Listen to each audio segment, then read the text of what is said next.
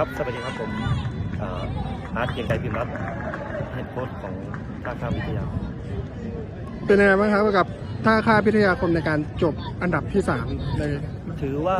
พอใจในระดับหนึ่งแต่ว่ามันต้องดีกว่านี้และมีจุดที่ต้องแก้ไขอีกเยอะเลยครับถึงได้สิทธิ์ไปเล่นในรอบอินเตอร์เนชั่นแนลรู้สึกยังไงบ้างครับก็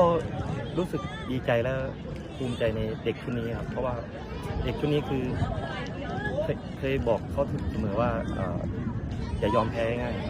แล้ววันนี้เขาก็แสดงให้ทุกคนเห็นว่าเขาจิตใจเขาดีมากเลยน้องๆชุดนี้รวมตัวกันนานไหมครับ